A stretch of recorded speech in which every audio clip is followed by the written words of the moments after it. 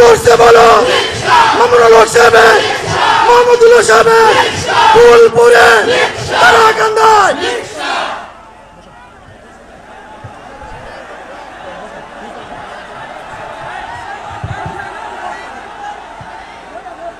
আসসালামু আলাইকুম ওয়া রাহমাতুল্লাহ। আলহামদুলিল্লাহি রাব্বিল আলামিন ওয়া সলাতু ওয়া সালামু আলা সাইয়্যিদিল আমবিয়াই ওয়াল মুরসালিন ওয়া আলা আলিহি ওয়া আসহাবিহি ওয়া মান তাবিআহুম আজমাইন। বাংলাদেশ খেলাফত মজলিস ফুলপুর উপজেলা শাখার উদ্যোগে আয়োজিত আজকের এই গণসমাবেশে উপস্থিত সংগ্রামী সভাপতি, উপস্থিত ফুলপুর তারাকান্দার জননন্দিত ব্যক্তিত্ব, মাটি ও মানুষের প্রাণ প্রিয় আস্থাবান নেতা মাওলানা মুফতি মোহাম্মদুল্লাহ, উপস্থিত বাংলাদেশ খেলাফত মজলিসের কেন্দ্রীয় ও জেলা নেতৃবৃন্দ, তৃণমূলের দায়িত্বশীল সর্বস্তরের তৌহিদি জনতা, আমার সংগ্রামী ফুলপুরবাসী, আমি সর্বপ্রথম আজকে আপনাদের কৃতজ্ঞতা জ্ঞাপন করছি।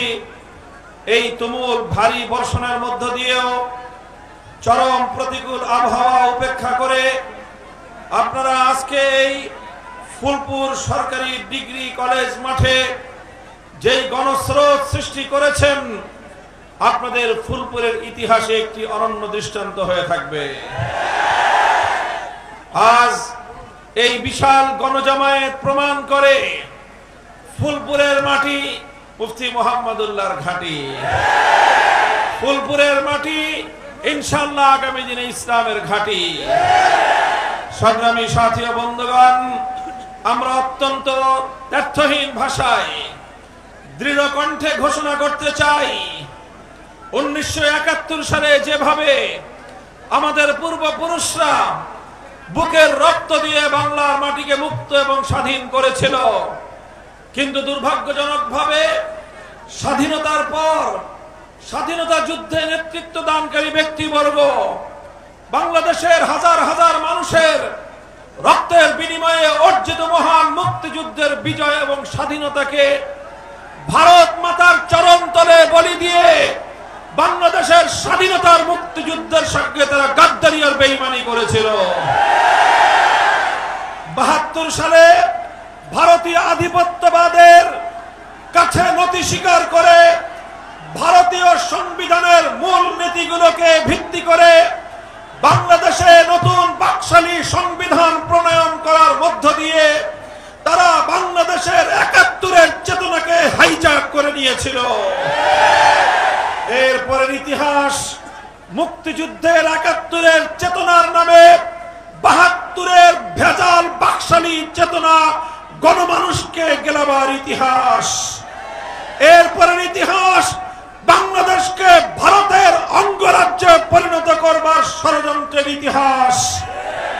বিগত 54 বছর পর্যন্ত 72-এর সেই ভারতীয় মূল নীতির উপর ভিত্তি করে রচিত সংবিধানের মাধ্যমে বাংলাদেশকে পরিচালিত করা হয়েছে। আর একের পর এক যখনই বাংলার মানুষ আধিপত্যবাদের বিরুদ্ধে রুখে দাঁড়িয়েছে, যখনই বাংলার যুবক দামাল সন্তানেরা বৈষম্যের বিরুদ্ধে রুখে দাঁড়িয়েছে, যখনই দেশপ্রেমিক জনতা স্বৈরতন্ত্রের বিরুদ্ধে রুখে দাঁড়াবার চেষ্টা করেছে, তখনই দেশপ্রেমিক জনতাকে রাজাকার, দেশ বিরোধী, মুক্তিযোদ্ধা বিরোধী, জঙ্গিবাদী, উগ্রবাদী নানান ট্যাগ দিয়ে দেশপ্রেমিক জনতাকে দাবিয়ে রাখবার ষড়যন্ত্র করা হয়েছে। এটা করতে করতে জুলাই বিপ্লবের সময় যখন বাংলার তরুণ ছাত্র জনতা স্কুল, কলেজ, ইউনিভার্সিটি, আলিয়া মাদ্রাসা, কওমি মাদ্রাসা সকল ভেদাভেদ ভুলে গিয়ে বাংলার ছাত্র জনতা যখন হাতে হাত রেখে টেকনাফ থেকে তেতুলিয়া বৈষম্যের বিরুদ্ধে, স্বৈরতন্ত্র এবং ফ্যাসিবাদের বিরুদ্ধে যখন তারা রুখে দাঁড়িয়েছিল, তখন বাংলার ক্ষমতার মসনদে উপবিষ্ট ভারতীয় কৃতদাসী, সেবাদাসী, ফ্যাসিবাদী যুগের ফেরাউন শেখ হাসিনা আমার বাংলাদেশের 4 কোটি ছাত্র জনতাকে রাজাকারের বাচ্চা বলে গালি দিয়েছিল। সেদিনই শেখ হাসিনার ক্ষমতার মসনদে, ক্ষমতার কফিনে ব্রেক ঠুকে গিয়েছিল। আমি বলতে চাই সংগ্রামী সাথী ও বন্ধুগণ, এরপরে 24-এর 5ই আগস্ট ঐতিহাসিক যে বিজয় অর্জন করেছে বাংলার জনতা, আমরা লক্ষ্য করছি 71-এর মুক্তিযুদ্ধের বিজয়কে যেভাবে ছিনতাই করা হয়েছিল, 71-এর মুক্তিযুদ্ধের সোনার বাংলাদেশ যেভাবে গড়তে বাধা প্রদান করা হয়েছিল, একইভাবে জুলাই বিপ্লবের ঐতিহাসিক বিজয় অর্জিত হওয়ার পর আজ বাংলাদেশের একটি মহল, আজ বাংলাদেশ বিরোধী একটি মহল, তারা জুলাই বিপ্লবের এই চেতনা এবং তার বিজয়কে আবার ছিনতাই করার অপচেষ্টা চালাচ্ছে। আমি আপনাদের কাছে বলতে চাই, জুলাই বিপ্লবের অন্যতম স্টেক হোল্ডার ছিল দেশের ইসলামী জনতা। জুলাই বিপ্লবের ভিত তৈরি হয়েছিল 2013 সালের শাপলা চত্বরে। জুলাই বিপ্লবের ভিত রচিত হয়েছিল 2021 সালের মোদী বিরোধী আন্দোলনে। আমরা সেদিন কারারুদ্ধ হয়েছিলাম, আমরা সেদিন বছরের পর বছর ফ্যাসিবাদের জুলুম নির্যাতনের শিকার হয়ে কারাগারের অন্ধকার প্রকোষ্ঠে নিক্ষিপ্ত ছিলাম। আমরা জুলুম সহ্য করেছি, নির্যাতন সহ্য করেছি, কিন্তু ইসলাম এবং দেশের প্রশ্নে কোন স্বৈরাচারের সামনে আমরা মাথা নত করি না। আজ আমরা বাংলার মানুষকে সাক্ষী রেখে বলতে চাই, ইনশাআল্লাহ আমাদের কাঙ্ক্ষিত বিজয়ের সোনার বাংলাদেশ গড়েই আমরা ছাড়বো ইনশাআল্লাহ। সংগ্রামী সাথী ও বন্ধুগণ, হালুয়াঘাট ধোবাউড়া থেকে শুরু করে তারাকান্দা ফুলপুর পর্যন্ত জনতার যেই স্বতঃস্ফূর্ত গণজোয়ার শুরু হয়েছে, প্রমাণ করে আগামীর বাংলাদেশ হবে ইসলামের বাংলাদেশ, আগামীর বাংলাদেশ হবে খেলাফতের বাংলাদেশ।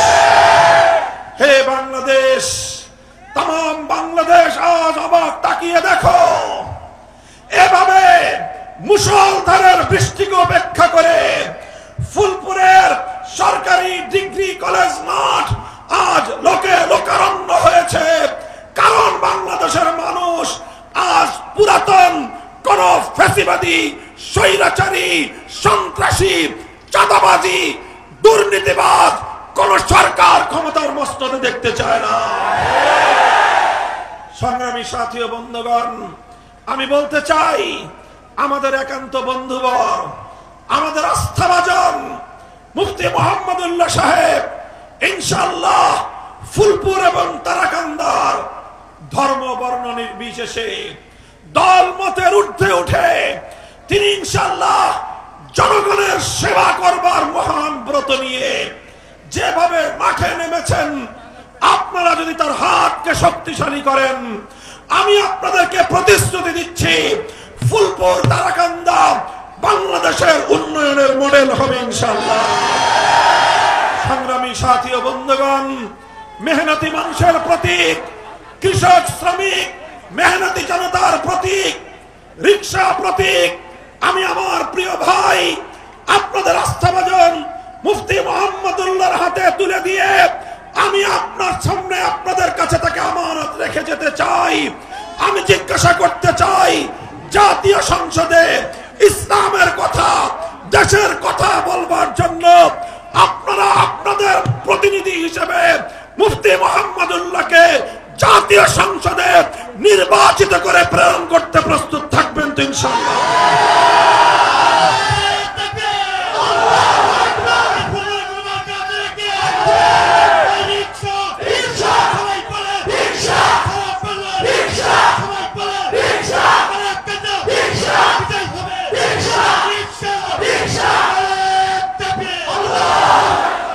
ঠিক তেমনি ভাবে আমি আপনাদের এই জনসমুদ্রে আসার পূর্বে হালুয়াঘাট দোবাউড়া এলাকায় সেই সংসদীয় আসনে মাওলানা তাজুল ইসলাম আকন্দ সাহেবকেও গণমানুষের নেতৃত্বের পরিচয় সেখানে দেখে এসেছি।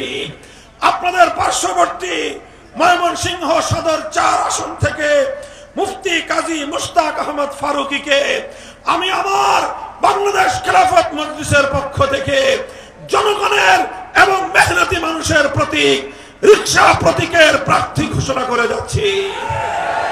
সংগ্রামী সাথী ও বন্ধুগণ, একেবারে সেই হালুয়াঘাট থেকে শুরু করে ময়মনসিংহ সদর হয়ে একেবারে মুক্তাগাছা পর্যন্ত, কলমকান্দা থেকে দুর্গাপুর পর্যন্ত আজ গোটা বাংলার উত্তর পূর্ব অঞ্চল বৃহত্তর ময়মনসিংহ ইসলাম এবং খেলাফতের ঘাঁটিতে পরিণত হয়েছে।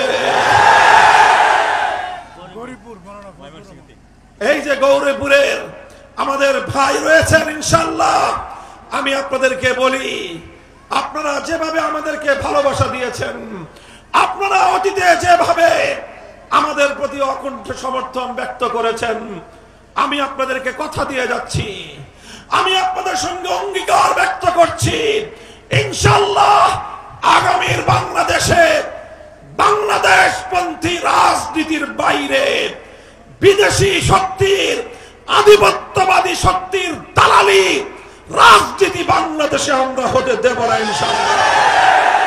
বাংলাদেশ খেলাফত মজলিস জুলাই বিপ্লবের অন্যতম অংশীদার হিসেবে জুলাই সনদ বাস্তবায়নের জন্য আজ রাজপথে আন্দোলন এবং সংগ্রাম করছে। বাংলাদেশ খেলাফত মজলিস দেশের প্রশ্নে, স্বাধীনতার প্রশ্নে, ইসলামের প্রশ্নে কারো কাছে মাথা নত করতে জানে না। আমরা ঘোষণা করেছি জুলাই সনদ সহস্রাধিক আমার তাজা সন্তানদের রক্তের বিনিময়ে অর্জিত জুলাই বিপ্লবের ঐতিহাসিক বিজয়কে বাংলাদেশের সাংবিধানিক রূপ দিতে হলে, বাংলাদেশের রাজনীতিতে বাস্তবায়ন করতে হলে জুলাই সনদের আইনি ভিত্তি প্রদান করা ছাড়া বিকল্প কোনো রাস্তা নাই। আমরা বলি আগে জুলাই সনদের শহীদদের রক্তের প্রতি সম্মান প্রদর্শন করতে হবে, অন্যথায় বাংলাদেশ প্রকৃত কৃতজ্ঞ রাষ্ট্র হিসেবে নিজের পরিচয় দিতে পারবে না। আপনারা লক্ষ্য করে বলেন, মনোযোগ দিয়ে বুঝেন, যে জাতি তার শহীদ সন্তানদের প্রতি শ্রদ্ধা জানাতে পারে না, সে জাতি কোনোদিন উন্নত জাতিতে পরিণত হতে পারে না। যারা রক্ত দিয়ে, জীবন দিয়ে, অকাতরে প্রাণ বিলিয়ে দিয়ে গুম খুন হত্যার রাজনীতি থেকে বাংলাদেশকে মুক্ত করলো, সেই সকল বীর শহীদদের প্রতি যদি আমরা শ্রদ্ধা প্রদর্শন করতে না পারি, আমরা জাতি হিসেবে কৃতজ্ঞ জাতির পরিচয় বহন করতে পারবো না। এজন্য ত্রয়োদশ জাতীয় সংসদ নির্বাচন আগামী রমজানের পূর্বে ফেব্রুয়ারি মাসের প্রথমার্ধে অনুষ্ঠিত হতে হবে। প্রধান উপদেষ্টা সাহেব ডক্টর ইউনূস সাহেব যেই শহীদদের রক্তের উপর ক্ষমতার মসনদে আপনি বসেছেন, সেই ক্ষমতার মসনদে বসে জাতীয় সংসদ নির্বাচনের আপনি রোডম্যাপ ঘোষণা করেছেন। আপনাকে আমরা শ্রদ্ধা চিত্তে বলতে চাই, তার পূর্বে জুলাই সনদ বাস্তবায়নের জন্য গণভোটের আয়োজনের মাধ্যমে জুলাই সনদকে বাস্তবায়ন করতে হবে।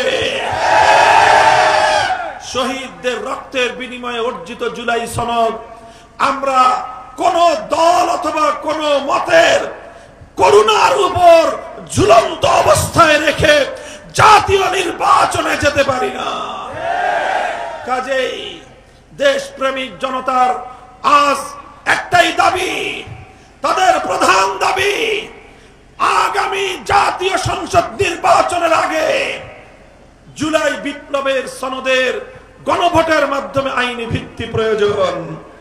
তাই আমি আপনাদেরকে বলি, বাংলাদেশ দুই ভাগে বিভক্ত, এক ভাগ দুর্নীতিবাজ, এক ভাগ লুটেরা, বাংলার সম্পদ পাচার করে যারা বেগমপাড়া তৈরি করেছে, এক ভাগ যারা বাংলাদেশের ক্ষমতার মসনদে বসে বাংলাদেশকে তালাবিহীন ঝুড়িতে পরিণত করে বাংলাদেশকে আরেকটি রাষ্ট্রের অঙ্গরাজ্য এবং আজ্ঞাবাহী রাষ্ট্র রাষ্ট্রে পরিণত করবার ষড়যন্ত্র চালিয়েছে। একটি ভাগ হলো পরাজিত অংশ, তারা হলো ৭২ পন্থী। তারা কি? আরেক ভাগ তারা ২৪-এর বিপ্লবের পক্ষপাতী। আমরা জানতে চাই আগামীর বাংলাদেশ ৭২-এর পন্থায় চলবে না ২৪-এর পন্থায়?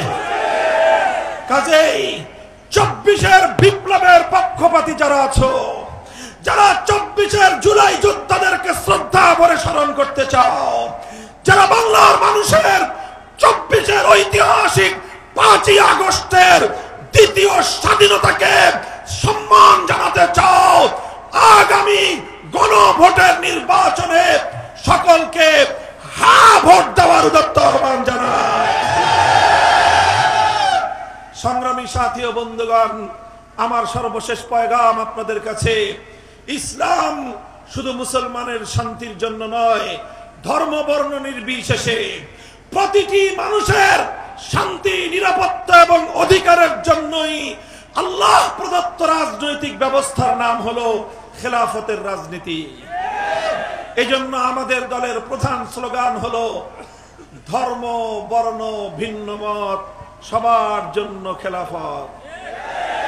বলেন আপনারা আমার সাথে, ধর্ম বর্ণ ভিন্ন মত সবার জন্য খেলাফত। হে হিন্দু ভাইয়েরা, বৌদ্ধ ভাইয়েরা, খ্রিস্টান ভাইয়েরা, গারো উপজাতি ভাই বোনেরা, আমি ইসলামের পক্ষ থেকে দায়িত্ব নিয়ে ঘোষণা করতে পারি, যদি তোমরা খেলাফত ব্যবস্থার পক্ষে তোমাদের রায় প্রদান করো, আমরা তোমাদের জান মাল ইজ্জত এবং ধর্মীয় অধিকার অক্ষরে অক্ষরে বাস্তবায়ন করব ইনশাআল্লাহ। তোমাদের উপর যে কোনো অন্যায়, জুলুম, বৈষম্য রুখে দেওয়ার জন্য আমরা যুদ্ধের কাতারে তোমাদের সামনে থেকে আমরা বুক পেতে দিয়ে তোমাদেরকে আমরা রক্ষা করব। সংগ্রামী সাথী ও বন্ধুগণ, ভয়ের কোনো কারণ নাই। দল মত নির্বিশেষে সকলকে আমি বলতে চাই, অতীতে যারা ভুল রাজনীতি করেছেন, অতীতে যারা অন্যায়ের পথে ছিলেন, ফিরে আসুন, ফিরে আসুন, শান্তির পতাকার নিচে আসুন, ইসলামের শামিয়ানার নিচে আসুন। ইনশাআল্লাহ ইসলাম আপনাকে পরিশুদ্ধ করবে, আপনার মাধ্যমে দেশ এবং জাতির সেবা গ্রহণ করবে। আমার আখেরি পয়গাম, বাংলাদেশের মানুষ এক বুক স্বপ্ন নিয়ে ৩টি আধিপত্যবাদের বিরুদ্ধে লড়াই করেছে। কলকাতার দাদাবাবুদের আধিপত্যবাদ বিরোধী সংগ্রাম করেছে, ব্রিটিশ বেনিয়াদের আধিপত্যবাদের বিরুদ্ধে সংগ্রাম করেছে, পশ্চিম পাকিস্তানি খান পাঠানদের আধিপত্যবাদের বিরুদ্ধে সংগ্রাম করেই পূর্ববঙ্গ, পূর্ব পাকিস্তান থেকে বাংলাদেশ গঠিত হয়েছে। বাংলাদেশ গঠিত হওয়ার পর এদেশের মানুষের স্বপ্ন ছিল ইনসাফের বাংলাদেশ দেখবে, এদেশের মানুষের বুক ভরা স্বপ্ন ছিল বৈষম্যহীন বাংলাদেশ দেখবে, মানুষ দুমুঠো আহার পেয়ে শান্তিতে দিনাতিপাত করবে। কিন্তু আমরা বিগত ৫৪ বছর দেখেছি অনেক রকম বাংলাদেশ, অনেক রঙের বাংলাদেশ। কখনো আমরা দেখেছি সোনার বাংলাদেশ, কখনো আমরা দেখেছি নতুন বাংলাদেশ, কখনো আমরা দেখেছি সবুজ বাংলাদেশ, কখনো আমরা দেখেছি ডিজিটাল বাংলাদেশ। সোনার নতুন সবুজ ডিজিটাল, শুধুমাত্র দেশের অর্থ পাচার ছাড়া আমরা আর কিছুই পাইনি। এবার আমরা বলতে চাই, সোনার বাংলাদেশ দেখা শেষ, নতুন বাংলাদেশ দেখা শেষ, সবুজ বাংলাদেশ দেখা শেষ, ডিজিটাল বাংলাদেশ দেখা শেষ। এবারের বাংলাদেশ হবে ইসলামের বাংলাদেশ, খেলাফতের বাংলাদেশ।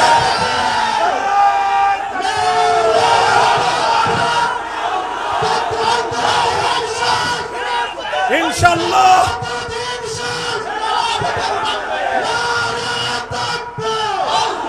ইসলামের পক্ষে আমরা মেহনতি মানুষের প্রতীক নিয়ে, এদেশের আলেম সমাজের আস্থা এবং ভালোবাসা নিয়ে, ধর্ম বর্ণ নির্বিশেষে প্রতিটি নিরীহ মানুষের পক্ষ হয়ে আমরা ফুলপুরের জন্য মাওলানা মুফতি মুহাম্মদুল্লাহ সাহেবকে আগামী নির্বাচনে জাতীয় সংসদে প্রতিনিধি হিসেবে দেখতে চাই ইনশাআল্লাহ। আপনারা যদি তার হাতকে শক্তিশালী করেন, তিনি তার পক্ষ থেকে আমি প্রতিশ্রুতি দিচ্ছি, তিনি অতীতের মতো জনগণের সম্পদ লোপাট করবেন না, বরং নিজের ব্যক্তিগত কষ্টার্জিত সম্পদ দিয়ে জনগণের কল্যাণ করার চেষ্টা করবেন। ইনশাআল্লাহ কল্যাণের পথে থাকবেন তো? ইনশাআল্লাহ বেইনসাফি দূর করে ইনসাফ এবং বৈষম্যহীন সমাজ গড়বার জন্য খেলাফতের রাজনীতিকে আপনারা শক্তিশালী করব। প্রস্তুত থাকবেন? আল্লাহ পাক আপনাদেরকে কবুল করুন। বৃষ্টি বিঘ্নিত প্রতিকূল আবহাওয়াকে উপেক্ষা করে আজকের এই বিশাল গণসমুদ্রে উপস্থিত হাজার হাজার ফুলপুরবাসীকে বাংলাদেশ খেলাফত মজলিসের পক্ষ থেকে সংগ্রামী অভিবাদন জানাচ্ছি। দেখা হবে আবার রাজপথে, দেখা হবে তারাকান্দায়, দেখা হবে বাংলার প্রতিটি ক্রান্তিকালে ইনশাআল্লাহ। নাসরুম মিনাল্লাহি ওয়া ফাতহুন করিব ওয়া আখিরু দাওয়ানা আলহামদুলিল্লাহি রাব্বিল আলামিন। সুবহানাল্লাহি ওয়া বিহামদিহি সুবহানাকাল্লাহুম্মা ওয়া বিহামদিক আশহাদু আল লা ইলাহা ইল্লা আনতা আস্তাগফিরুকা ওয়া আতুবু ইলাইক। ইয়া হাইয়্যু ইয়া কাইয়্যুম বিরহমাতিকা নাস্তাগীস। ওয়া সাল্লাল্লাহু তাআলা আলা খাইরি খালকিহি মুহাম্মদ ওয়া আলিহি ওয়া সাহবিহি আজমাইন। سبحان ربك رب العزة عما يصفون وسلام على المرسلين والحمد لله رب العالمين।